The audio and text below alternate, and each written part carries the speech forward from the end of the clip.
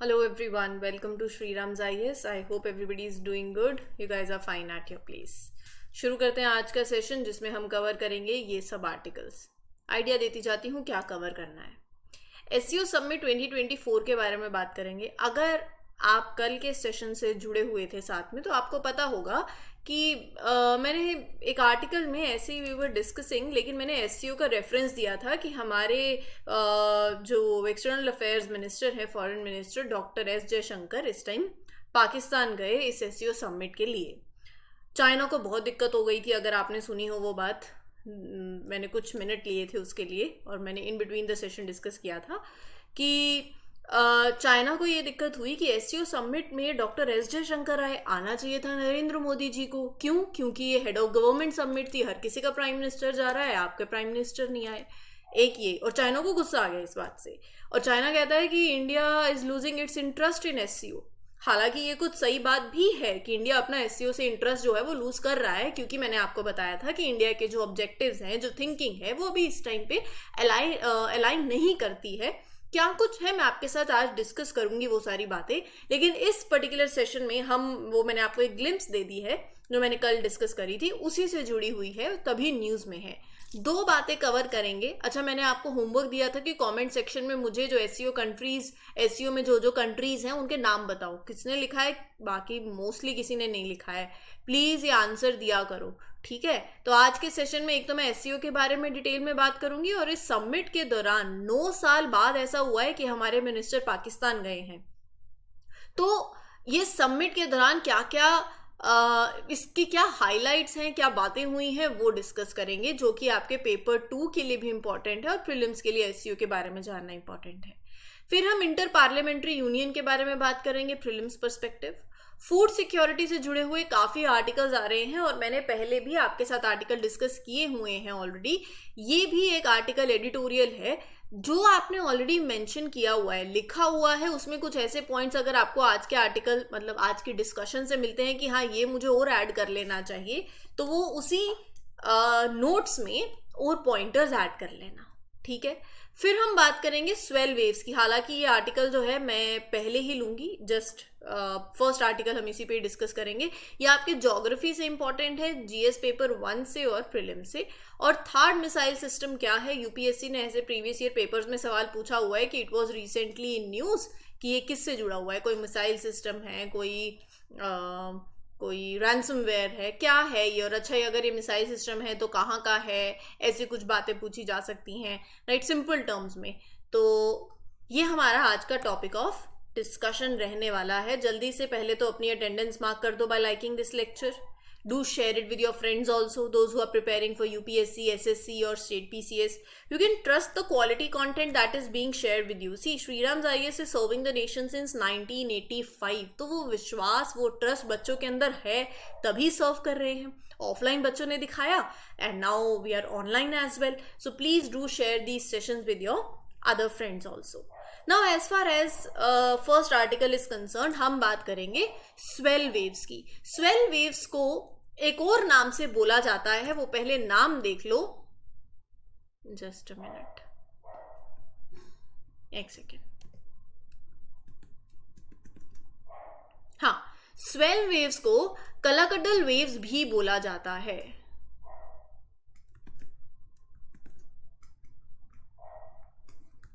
ठीक है, आप जैसे इसको प्रोनाउंस करें, बट कलाकडल वेव्स भी बोला जाता है, स्वेल वेव्स हैं.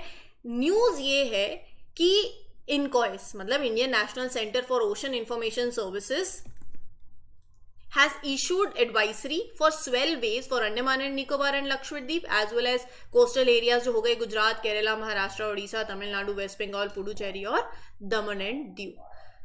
ये ऐसी वेव्स होती हैं, मतलब आप large long period ocean waves होती हैं, सुनामी वेव से अलग होती हैं, राइट, जो लॉन्ग डिस्टेंस ट्रेवल करती हैं from their point of origin, और ये जनरेट होती हैं by you can say wind activity जो हो गई या डिस्टेंट स्टॉर्म्स के चलते इन द डीप ओशन. ये वेव्स बहुत ही अनप्रिडिक्टेबल होती हैं और अचानक से suddenly they hit the coast, जिसकी वजह से फ्लड्स की सिचुएशन आ जाती है for the coastal communities. Fisherman के लिए फिर दिक्कत भी होती है, राइट. तो INCOIS that is based in Hyderabad, उन्होंने लॉन्च किया it's swell surge forecast system 2020 में। ठीक है, तो मैं आपको थोड़ा सा बैकग्राउंड दे रही हूं कि 2020 में इनकॉइस ने swell surge forecast system launch किया था, जिसका मकसद क्या था? To monitor swell waves in advance, to forecast them in advance, ताकि फिर अथॉरिटीज वार्निंग इशू कर सकें टू द कोस्टल पॉपुलेशन, ताकि सेफ्टी पर्पज से यू एंश्योर कि सेफ्टी रह जाए कोस्टल एरियाज में फिशरमैन के लिए भी, कि अच्छा ये वेव्स ये पोटेंशियल डेंजर है that they can pose, right? तो सडन फ्लडिंग और एक्सीडेंट जो होंगे तो उससे आप you can prevent that basically. ठीक है, तो मेरा आज का जो विषय रहेगा जिस पे हम चर्चा कर रहे हैं, जिस पे हम डिस्कशन करेंगे, वो इनकॉइस नहीं है, वो है स्वेल वेव्स। तो स्वेल वेव्स की लॉन्ग वेवलेंथ होती है, मतलब ये लॉन्ग ओशन वेव्स हैं, जहां से ये बनती हैं वहां से बहुत दूर तक ये ट्रेवल करती हैं by they are created by wind storms, weather system. बाकी otherwise sea waves are usually generated due to local winds. Regular sea waves जो है वो लोकल विंड्स कॉज करती हैं, लेकिन स्वेल वेव्स को अपनी एनर्जी कहां से मिलती है? From the large storms, right, that are far out in the ocean. इनके अंदर इतनी एनर्जी होती है कि ये लंबे डिस्टेंस ट्रेवल करती हैं और ये शोर को हिट करती हैं एक बहुत ही फोर्स से। तो स्वेल वेव्स जो हैं दे ग्रुप टुगेदर, जो जैसे सिमिलर साइज की हो गई, टाइमिंग सेम टाइमिंग की हो गई, सेम टाइम की हो गई, तो वो सब क्या है, एक तरीके से दे ग्रुप टुगेदर, और ये लंबा डिस्टेंस ट्रेवल करती हैं। इनकी जो एनर्जी है, जो पावर है, वो ये लूज भी नहीं करती हैं, राइट? सो ऐसी वेव है। अब एक मन में सवाल आना चाहिए कि स्वेल सर्ज और सुनामी वेव्स में क्या डिफरेंस है। देखो, ये जो लाइनें लिखी हुई है ना, ये जस्ट अ केक वॉक है, अगर एक बार आपको समझ आ जाए कॉन्टेक्स्ट क्या है। स्वेल वेव्स जो हैं, जिनको हम कलागदल वेव्स भी बोलते हैं, मैंने आपको एक वर्ड यूज किया, सडनली। सो ये कोस्टल एरियाज को फ्लड करती हैं सडनली। अब इसी चक्कर में हम इसको सुनामी वेव से थोड़ा सा, मतलब we get mistaken by it. लेकिन दो मेजर डिफरेंस जो है, एक मेजर डिफरेंस दोनों के बीच में, वो ये है कि swell waves are caused by weather like wind storms, लेकिन सुनामी जो आती हैं, tsunami waves are caused by earthquakes, और you can say tectonic shifts under the ocean, उसके चलते सुनामी वेव्स आती हैं। अगर आपने अपनी हिस्ट्री क्लास 11 ज्योग्राफी पढ़ी होगी तो आपको मालूम होगा। ठीक है, तो ये मैंने आपको बता ही दिया कि लार्ज डिस्टेंस ट्रेवल करती हैं क्योंकि इनके में अंदर एनर्जी बहुत ज़्यादा होती है, and they organise themselves into groups, जिनकी सेम हाइट और सेम पीरियड होता है, उसके साथ वही हो गया ना, साथ में चलती हैं फिर, right? And yes, longer wavelength है, लॉन्ग वेव पीरियड रहता है, फास्टर होती हैं, मोर पावरफुल वेव्स होती हैं, अपनी एनर्जी ट्रांसफर करती हैं from one point to another. Wave क्या है? Transfer of energy. Shorter waves जो हैं they dissipate more energy due to frequent movement, लेकिन यहाँ वो अपनी जल्दी एनर्जी लूज कर जाती हैं। जिन वेव्स की वेवलेंथ लंबी होती है वो ज़्यादा पावरफुल होती है, तो इसीलिए वो परसिस्ट करती हैं। तो ये वाली वेव्स कैसे डिफरेंट है सुनामी वेव से, वो मैंने आपको बता ही दिया। ठीक है, क्योंकि सुनामी वेव्स मोस्टली होती हैं अर्थक्वेक और टेक्टोनिक एक्टिविटी के चलते, और ये कलाकदल वेव्स जो हैं ये वेदर फिनोमिना जो हुआ उसके चलते हुई। कोई डाउट आ रहा है पॉलिटी में? तो पॉलिटी के सेशंस हैं, कोई फीस नहीं है, कोई पैसा नहीं भरना है, प्लेटफॉर्म पे हैं, रेफर कर सकते हो। Pragya ma'am is taking the sessions, spoon feed sessions हैं। मान लो अगर कोई एक सिंगल टॉपिक है जिसके बारे में जानकारी लेनी है तो वो भी सेशन अवेलेबल है, रेफर कर सकते हैं आप। ठीक है, चलिए आगे बढ़ते हैं। ये जो अगर आप YT शॉर्ट्स देख रहे हो तो आपको ये पूरा जो मसला है ना इज़राइल का, लेबनान का, कि अच्छा अभी इज़राइल ने अटैक किया, अभी हिजबुल्ला ने अटैक किया, ये जो चल रहा है उसके चलते अब ना US भी एक तरीके से आप बोल सकते हो कूद पड़ा है और थोड़ा इज़राइल का साथ देने लगा है। कैसे? As Israel intensifies its military operation against Hezbollah militants in Lebanon, US announced कि वो इज़राइल को क्या देगा? It will deploy a missile defense system that is terminal high altitude area defence battery, इसी चक्कर में। ठीक है, तो हम बात करते हैं कि ये थॉड मिसाइल सिस्टम है क्या। ये एक ऐसा डिफेंस सिस्टम है जो आपकी short, medium, intermediate range ballistic missiles को, वो होता है ना कि अभी रास्ते में आई हैं और आपने उनको अपने पास आने ही नहीं दिया, दुश्मन को ऊपर ही खत्म कर दिया, घर तक नहीं बुलाया, उसको पहले ही डिटेक्ट करा और उसको वहीं खत्म कर दिया, राइट। सो इसका हिट टू किल अप्रोच है। जैसे वो आपके टारगेट जोन में एंटर करी, बस वहीं उड़ा दिया, ये मिसाइल सिस्टम है।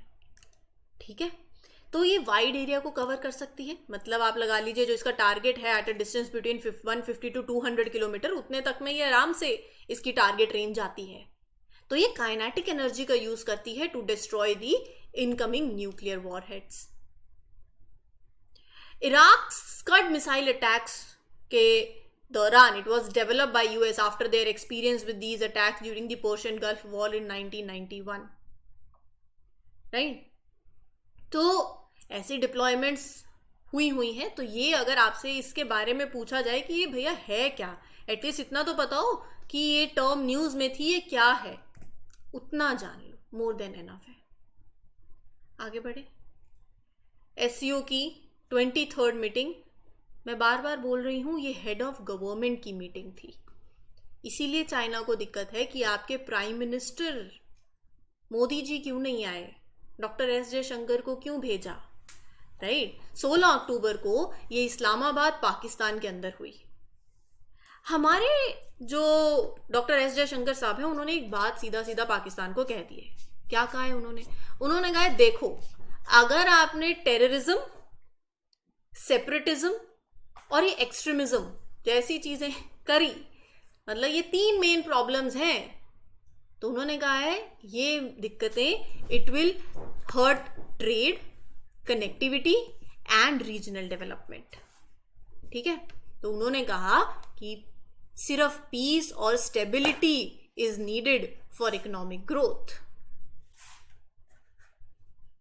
उन्होंने बोला कि जो ये आपका ये चल रहा है ना, चाइना पाकिस्तान इकोनॉमिक कॉरिडोर, ऐसे प्रोजेक्ट्स रिलेशनशिप को हार्म करते हैं, कॉपरेशन को हार्म करते हैं। तो ये सब उन्होंने पॉइंट आउट किया है, राइट। तो इसके बारे में मैं आपके साथ डिस्कस करूंगी। पहले मैं आपको एससीओ के बारे में बता देती हूँ। शंघाई कोऑपरेशन ऑर्गेनाइजेशन एक permanent intergovernmental international organisation है। 2001 में शंघाई चाइना के अंदर इट वॉज क्रिएटेड। इसके अभी तो इसमें 10 मेंबर हैं। 2024 में रिसेंटली एक कंट्री और ऐड हुई है। कौन सी हुई है सोचो, मैं इतना आपको बता दूंगी, ऐसा नहीं है, बट थोड़ा खुद भी दिमाग लगाओ। फाउंडिंग मेंबर्स कौन कौन है? Kazakhstan, China, Kyrgyzstan, Russia, Tajikistan. तो ये पांचों कंट्रीज साथ में आई to work on regional security for the reduction of border troops and terrorism in the post Soviet era in 1996। ठीक है, 2001 में Shanghai 5 inducted Uzbekistan into the group. Countries basically add होती गई। ठीक है, तो उसके बारे में तो ठीक है, आपको एट लास्ट जितनी कंट्रीज हैं वो भी मालूम होनी चाहिए।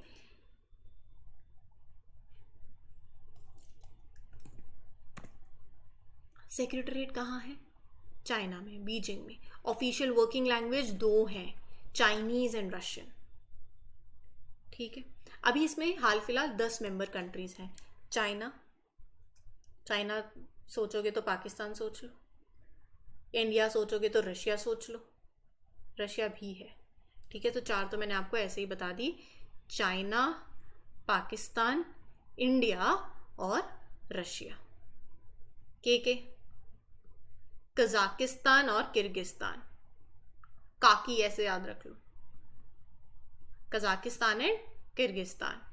ठीक है, ताज तजाकिस्तान, उज्बेकिस्तान, ये थोड़ी सी आपको कंट्रीज अब याद रखनी पड़ेंगी, ईरान एंड बेलारूस, क्योंकि ना अब ये क्या है, और मेंबर्स ऐड हो गए हैं। 2017 में इंडिया और पाकिस्तान इसके फुल मेंबर्स बने, 2023 में ईरान इसका 9th मेंबर बना और 2024 में बेलारूस ने ज्वाइन किया है। तो ये तो आपको वैसे ही याद रखना पड़ेगा कि ईरान ने 2000 बहुत टाइम से बातें चल रही थी ईरान की एंट्री के लिए, तो ईरान ने 2023 में ज्वाइन किया और बेलारूस ने कहा कि मैं क्यों पीछे रहूं भाई, तू जा रहा है तो मैं तेरे साथ साथ ज्वाइन करता हूँ। अगले साल 2024 में वो 10th मेंबर स्टेट बन गया।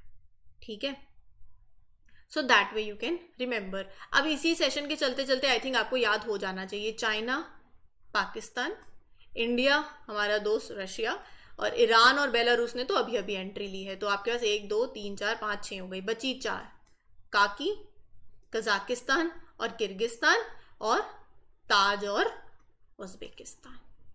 ठीक है, बाकी आपके पास कोई भी निमोनिक है आप बना सकते हो, that is completely up to you. मैंने सिर्फ आपको अभी इस टाइम याद हो जाए इसलिए करवा दिया है। ठीक है, ये सारी इंफॉर्मेशन मैंने शेयर कर दी है। 2 ऑब्जर्वर मेंबर्स हैं, अफगानिस्तान और मंगोलिया।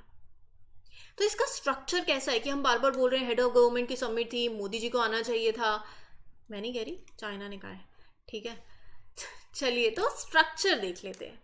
इसमें एक हेड ऑफ स्टेट काउंसिल होती है जो कि सुप्रीम डिसीजन मेकिंग बॉडी होती है। हर साल एक बार मिलते हैं एंड ये decide upon the important issues of the organisation. फिर एक होती है council of heads of government, जिसमें प्राइम मिनिस्टर जो होते हैं वो आते हैं, ये भी साल में एक बार होती है, जिसमें you discuss the strategy of the multilateral cooperation, आपके जो प्रायोरिटी एरियाज हैं within the organisation, budget के बारे में, टॉपिक इश्यूज जो हो गए इकोनॉमिक एंगल से रिलेटेड। सो ये सारा कुछ इस मीटिंग में होता है। बाकी उसके बाद मीटिंग्स होती हैं नेशनल डिफेंस को लेके, फॉरेन अफेयर्स को लेके, सिक्योरिटी, इकोनॉमी, ट्रेड को लेके। There are also other mechanisms for meetings on these topics. अब इस ऑर्गेनाइजेशन की 2 स्टैंडिंग बॉडीज हैं, द सेक्रेटरीट इन बीजिंग और एक एग्जीक्यूटिव कमेटी ऑन रैट्स, जिसको हम बोलते हैं रीजनल एंटी टेररिस्ट स्ट्रक्चर, जो है ताशकंद के अंदर। ठीक है, मीटिंग में क्या हुआ है एक साथ ही सारा आर्टिकल कवर कर लेते हैं ना। मैं अलग से बताऊं मीटिंग में क्या हुआ था, उस पर अलग से एक टॉपिक बन जाए, तो अभी देख लो। हमारे एक्सटर्नल अफेयर्स मिनिस्टर ने कुछ चीजें पॉइंट आउट करी हैं, right, from external affairs minister. So there are certain points from the minister doctor S Jaishankar's address at the SCO। पहला उन्होंने मेंशन किया कि ट्रस्ट और कॉपरेशन, पड़ोसी हो, विश्वास होना, कॉपरेशन होना बहुत इंपॉर्टेंट है। बिना ऐसे डायरेक्टली नेम नहीं लिया, बट विदाउट डायरेक्टली नेमिंग उन्होंने एड्रेस किया the issues with the Pakistan and China. उन्होंने पॉइंट आउट किया कि जो क्रॉस बॉर्डर टेररिज्म हो रहा है, जो ये प्रोजेक्ट्स चल रहे हैं CPEC, which India sees as violating its territory, they harm the relationship, cooperation. उन्होंने कहा टेररिज्म, सेपरेटिज्म, एक्सट्रीमिज्म, ये 3 मेन प्रॉब्लम्स हैं and these problems are hurting trade, connectivity, regional development, और पीस और स्टेबिलिटी ही इकोनॉमिक ग्रोथ को फिर ला सकती है। वो कह रहे हैं कि इस टाइम पे जिस तरीके से वर्ल्ड काम कर रहा है, मतलब वो कहते हैं कि ये जो आपकी यूनाइटेड नेशन सिक्योरिटी काउंसिल है, अब टाइम आ गया है जहां पर इंडिया को एक परमानेंट सीट मिलनी चाहिए। It called for, minister called for changes in how we are working. Developing countries का एक बहुत बड़ा से होता है in the decision making. You need to make it more inclusive, more effective and more democratic. उन्होंने बताया कि हमारे बहुत से एफर्ट्स हैं जो रीजनल कोऑपरेशन की तरफ काम करते हैं। हमारा इनिशिएटिव है इंटरनेशनल सोलर अलायंस जैसा इनिशिएटिव हो गया, एक मिशन लाइफ का इनिशिएटिव हो गया। अगर कंट्रीज कोऑपरेट करें ऑनेस्टली तो बहुत कुछ किया जा सकता है। There can be lot of growth in trade, in energy, in connectivity in the region. तो एक ऐसा पार्टनरशिप हो जो म्यूचुअल ट्रस्ट पे हो, जहां पर दोनों देश एक दूसरे की सॉवरेनिटी को रिस्पेक्ट करें। तो उन्होंने कॉन्ग्रेचुलेट किया पाकिस्तान को कि इस बार चलो आपके यहाँ समिट हो रही है, और उन्होंने बाकी मेंबर्स को कहा कि stay united to deal with global issues. ठीक है, तो ये सारी बातें हुई हैं। ये हमारे जो मिनिस्टर हैं 9 साल के बाद बातें हुई हैं। for the first time since 2015, right? तो that was the whole scenario. आगे बढ़े with the next article.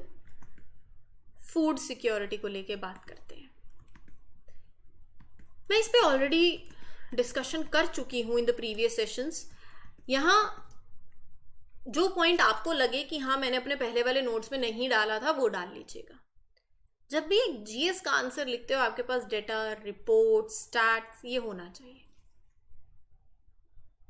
नहीं? एक हेल्दी फूड की कॉस्ट क्या होगी? मैं ओवरऑल बात कर रही हूँ ग्लोबली. सो दैट इज $3.96 पर पर्सन पर डे. और ये 2022 की बात है. अब तो और बढ़ गया होगा.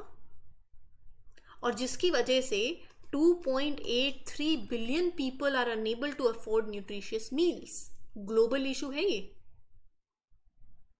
हमने एक टाइम था जब फूड शॉर्टेजेस थे, हमें बाहर से मंगाना पड़ा था खाना. फिर ग्रीन रेवोल्यूशन हुआ, बट हमने प्रोग्रेस करी है. लेकिन आज के टाइम पे even though India produces more food, but many people still don't get the nutrients they need. हमारा फोकस है सिर्फ growing that enough food. Rather focus should be making sure everyone can get access affordable and healthy diets. मैंने national food security act की बात करी थी, 2 बार बात कर चुकी हूँ. We have introduce such policies but there is still more work to do on it. Current status क्या है फूड एंड सिक्योरिटी का?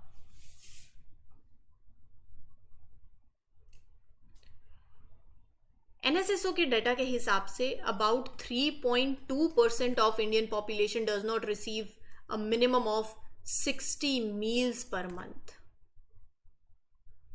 इंडिया की रैंक 2023 में ग्लोबल हंगर इंडेक्स में थी 111 आउट ऑफ 125 कंट्रीज. या मेंशन कर सकते हो, राइट?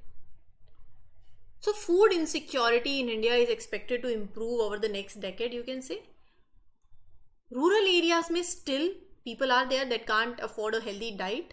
हंगर एक बहुत बड़ा कंसर्न है फॉर मिलियंस. ठीक है.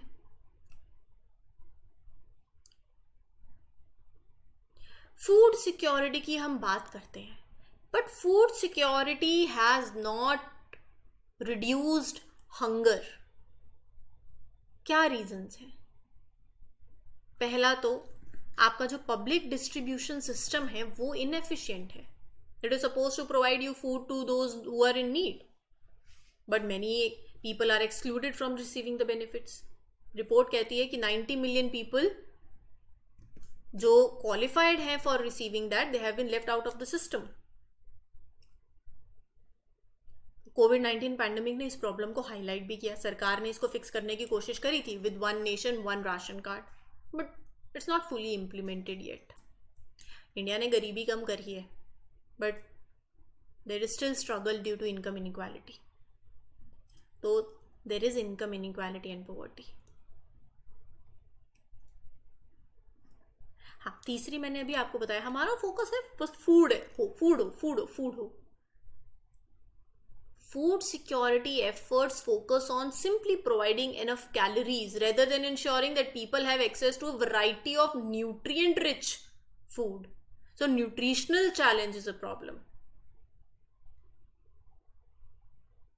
And there is urbanization and the changing food system also. मतलब एक स्टडी ने बताया कि 51% of slum households in Delhi they experience food insecurity. Urban poverty is on the rise. बहुत से urban slum households हैं that are facing food insecurity. Women also have less access to food. They tend to eat last and least within the families.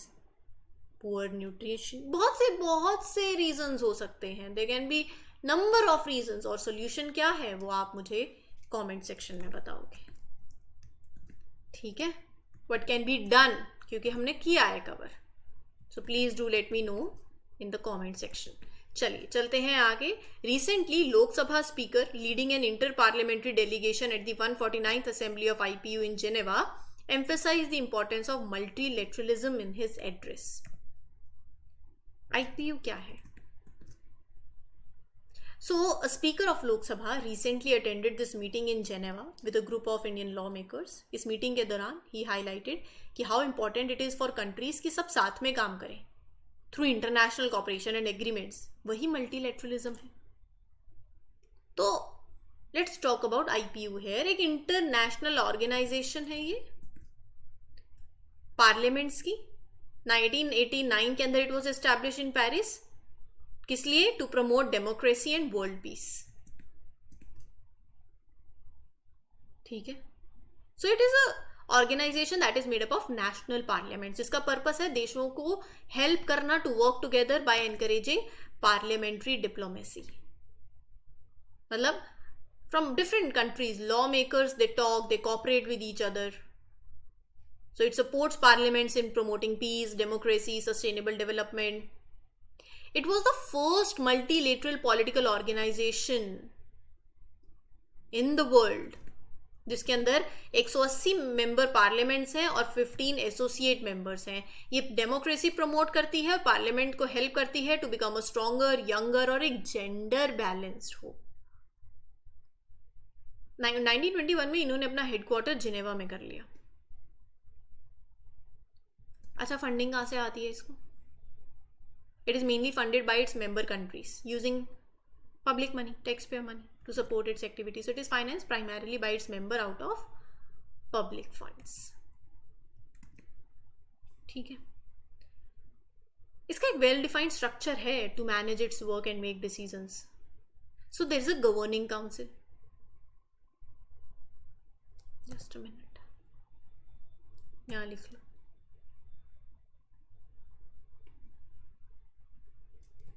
Governing Council that is responsible for creating annual program and budget of the IPU. फिर एक executive committee है 17 member की that helps oversee the day-to-day administration of it. 15 members of this committee are elected by Governing Council 4 साल के लिए. जो president होते हैं इसके is an ex officio member and the president of the committee. अब यहाँ पर 3 स्टैंडिंग कमेटीज भी होती हैं. ये कमेटी फोकस करती है on specific area of interest to ensure कि assembly can accomplish its goals. ठीक है, ये था आज का सेशन. उम्मीद करती हूँ क्लियर हो गया हो. काफ़ी इंपॉर्टेंट बातें करी हमने. कोई डाउट हो you can ask me in the comment section. Please do like, share and subscribe. This is your mentor Arzoo Kakkar signing off for today. Happy learning everyone. All the best. Thank you.